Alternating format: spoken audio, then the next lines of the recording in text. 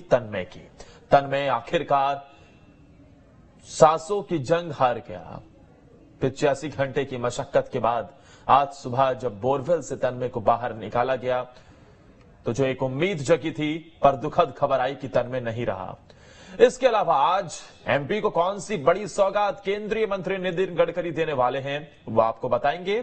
साथ ही बात होगी छत्तीसगढ़ की, जहां G20 की तैयारियां भी शुरू हो गई हैं और ऐसे में ईडी की कार्रवाई को लेकर आरोप प्रत्यारोप का दौर किस तरीके से जारी है ये भी बताएंगे। तो वहीं छत्तीसगढ़ को वंदे भारत की जो सौगात मिलने वाली है, कहां से कहां तक की चलेगी और इसके अलावा क्या इसमें आज ताजा अपडेट है वो भी आपको बताएंगे।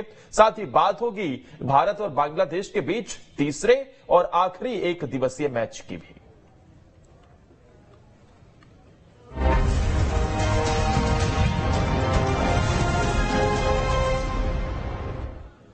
सबसे पहले बात करते हैं तन्मय की। बैतूल के मंडावी गांव में प्रशासन ने कड़ी मशक्कत के बाद बोरवेल से तन्मय को निकाला, लेकिन तब तक तन्मय जिंदगी की जंग हार गया। इसी पर यह रिपोर्ट आपको दिखाते हैं। ये मांडवी गांव बैतूल का, जहां पर आखिरकार तन्मय जिंदगी की जंग हार गया।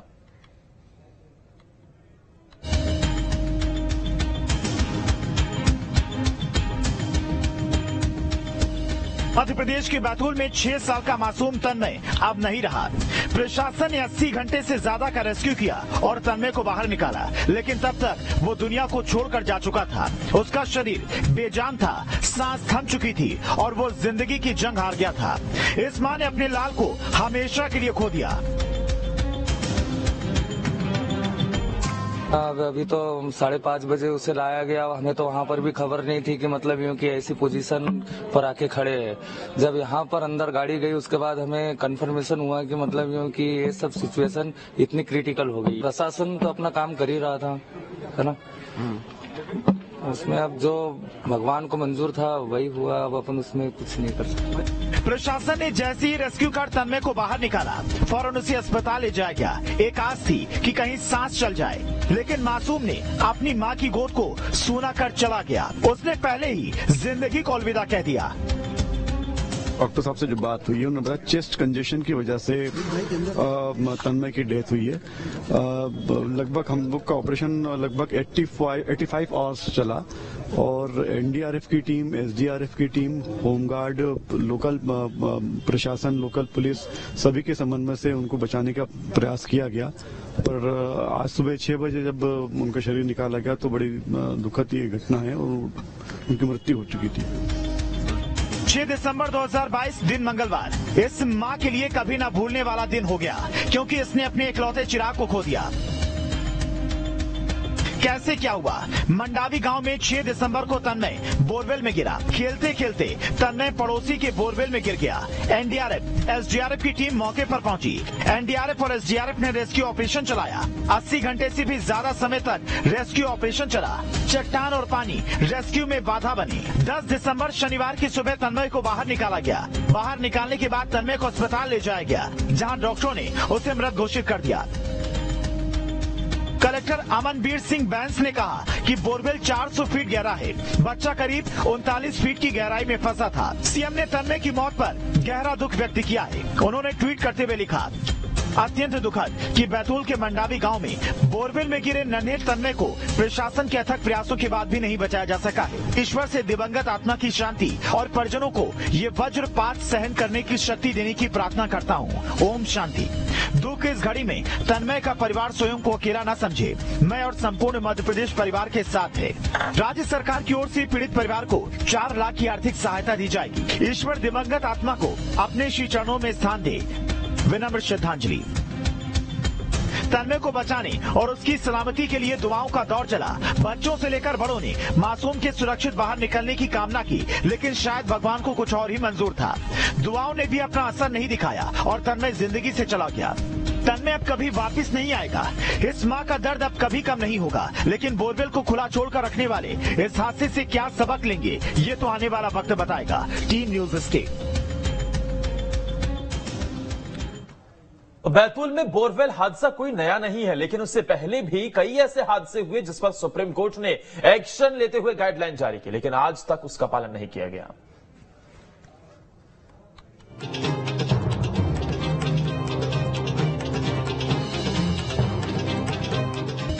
बैतूल में इस बोरवेल ने एक मां की गोद को सूना कर दिया, जो कभी भूला नहीं जा सकता। लेकिन इससे पहले भी ना जाने कितनी माओं को इस बोरवेल ने जख्म दिए, जो कभी मिट नहीं सकते। मध्य प्रदेश में बोरवेल को खुला छोड़ने पर कार्रवाई नहीं की जा रही है। राज्य में 5 साल में 4 बच्चे बोरवेल की गहराई में पहुंचे, जिसमें से 2 जंग हार गए और 2 ने मौत को मार दी। तन्मय भी उनमें से एक था, जो मौत की आगोश में चला गया।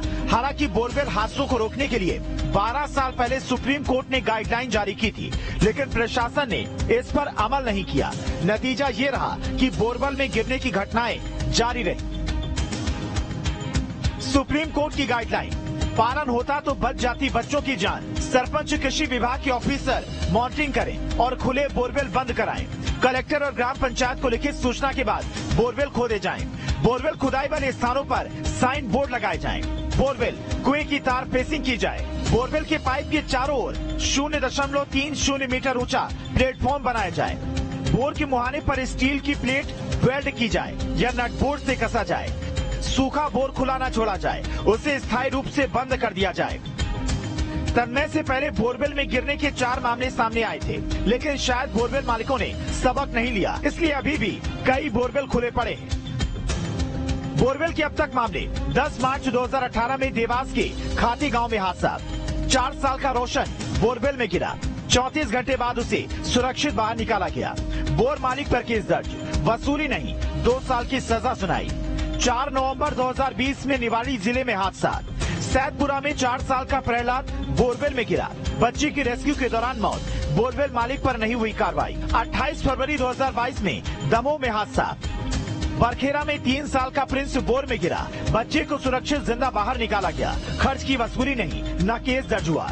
29 जून 2022 में छतरपुर में हादसा। 4 साल का अखिलेश बोरवेल में गिरा। सेना के जवानों ने रस्सी डालकर बच्चे को निकाला। बोर मालिक पर कार्रवाई, कोर्ट में केस।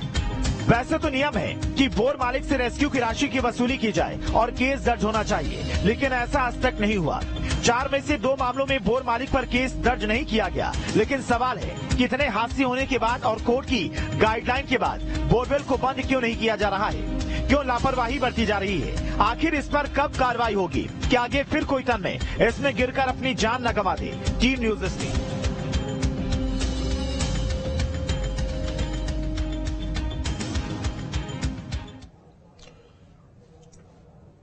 न सुप्रीम कोर्ट की गाइडलाइन का पालन होता है, न लापरवाही को सही वक्त पर सुधारा जाता है और इसी का खामियाजा कोई बच्चा भुगतता है।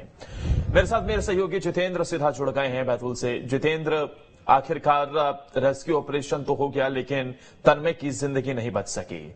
लेकिन अब इसी के साथ कई बड़े सवाल उठ रहे हैं यहां से कि आखिर जब सुप्रीम कोर्ट की गाइडलाइन है तो उसे क्यों बार बार नजरअंदाज किया जाता है? और ऐसा नहीं है कि बहुत पुराने मामले हो, हाल ही में मध्य प्रदेश में इस तरीके के मामले निकलकर सामने आए, छत्तीसगढ़ से भी मामला निकलकर सामने आए। क्यों प्रशासन सबक नहीं लेता? क्यों हर बार दावों के इतर कार्रवाइयां नहीं होती हैं?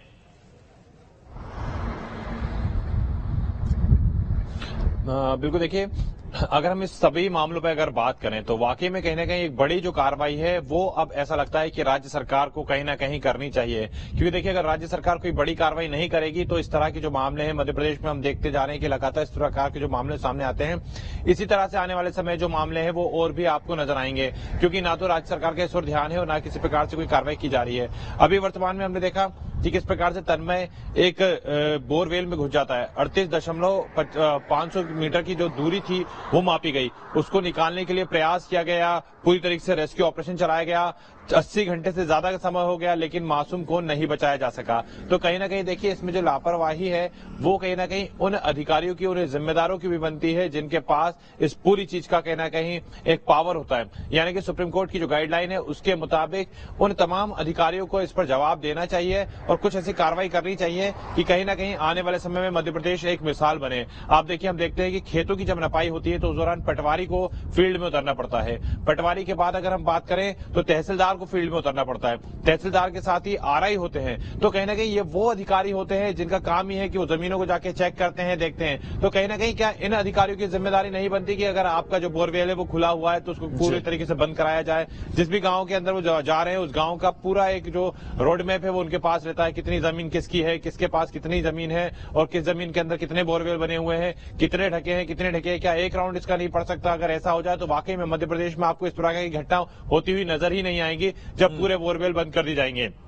और अगर इस तरह की लापरवाही लगातार होती जा रही है तो आखिर सरकार अब किस बात का इंतजार कर रही है? एक बड़ी जो कार्रवाई है वो यहाँ पर क्यों होती हुई नजर नहीं आ रही? देखिए, परिवार को 4 लाख की राशि जरूर दी है, लेकिन इससे उनका जो दर्द है वो शायद हटेगा नहीं, क्योंकि देखिए कहीं ना कहीं आने वाले समय की अगर हम बात करें तो भविष्य में इस प्रकार के जो मामले हैं वो और भी इसी तरह से बढ़ते जाएंगे। तो कहीं ना कहीं भविष्य में इस प्रकार के मामले ना हो और मध्य प्रदेश एक ऐसा राज्य बने जहाँ की तमाम जो बोरवेल है वो पूरी तरीके से ढके रहे हों, ताकि इस प्रकार के जो रेस्क्यू की जरूरत ही ना पड़े। तो कहीं ना कहीं आने वाले समय में एक मैसेज दिया सकता है। वहीं दूसरी ओर हम बात करें तो अभी भी हम चांद पर जाने की बात करते हैं, हम डिजिटल इंडिया की बात करते हैं, लेकिन हमारे पास कुछ ऐसे उपकरण नहीं है जिसके माध्यम से हम इतने बड़ा जो रेस्क्यू है वो कर सके और सीधे जाकर हम बच्चों का रेस्क्यू कर सके और उन्हें सीधे मुश्किल से 2 से 3 घंटे के अंदर बाहर निकाल सके। ऐसी कोई भी मशीनरी अभी तक देश में नहीं बन पाई, यह देखने में आया है, क्योंकि इसके पहले भी हमने देखा था कि निवाड़ी में जब गड्ढा खोदा गया था तब भी इसी प्रकार का समय लगा था, टनल बनाई गई थी, उसके दौरान बच्चे की मौत हो गई थी। तो हम अगर डिजिटल इंडिया की बात करते हैं तो आखिर हमारे पास इस प्रकार के उपकरण क्यों नहीं है? आखिर हम क्यों इस प्रकार के जो उपकरण है वो नहीं बना पा रहे हैं कि अगर कल को कोई ऐसी घटना हो जाती है तो हम उसका तुरंत रेस्क्यू कर सके? लेकिन हमको ऐसे रेस्क्यू की जरूरत ही ना पड़े, इसके लिए अगर सरकार चाहे तो मध्य प्रदेश के तमाम जो बोर हैं उनको आसानी से बंद किया जा सकता है, जिनके अभी भी वर्तमान में खुले हुए हैं। पटवारी, तहसीलदार, कलेक्टर जा जाके अपने क्षेत्रों में पूरा ब्यौरा ले सकते हैं और यह सख्त निर्देश के साथ कि अगर कल को कहीं पर कोई घटना होती है जब तो तमाम तरीके की गाइडलाइन सुप्रीम कोर्ट ने पहले ही कह रखा है कि निचले स्तर से लेकर बड़े प्रशासनिक अधिकारियों को भी इस बात को लेकर वहां पर संजीदा होना पड़ेगा, लेकिन उसके बावजूद भी अगर ऐसी घटनाएं निकलकर सामने आती है तो बड़ा